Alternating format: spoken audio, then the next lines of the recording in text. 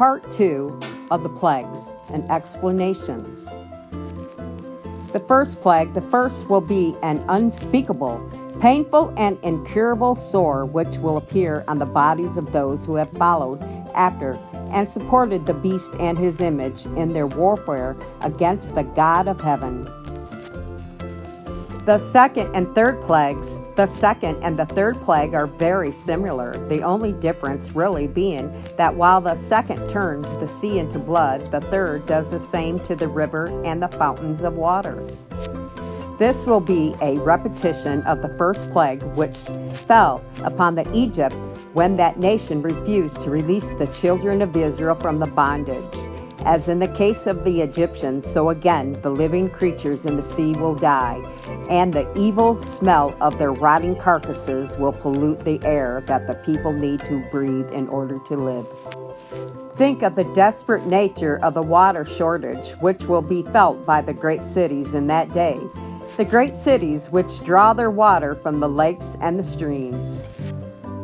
These plagues, as we have seen, are not the direct act of God, but the outworking of the sins of Babylon herself.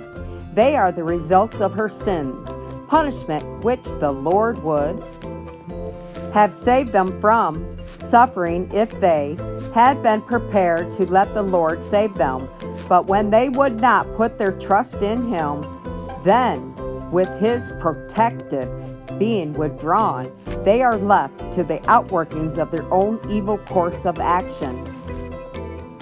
It is as this fearful situation develops in the earth that the angel observers speak out in the comment on the justice of the sentence. Chapter 16 of Revelations, And I heard the angel of the water saying, You are righteous, O Lord, the one who is, and who was, and who is to be, because you have judged these things. For they have shed the blood of the saints and prophets, and you have given them blood to drink, for it is their just due. Verse 7, And I heard another from the altar saying, Even so, Lord God Almighty, true and righteous are your judgments.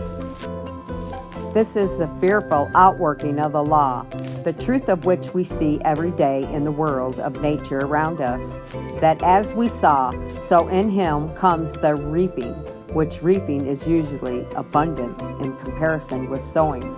We sow one seed, especially in the world, to protect of evil, and the reaping is 100-fold.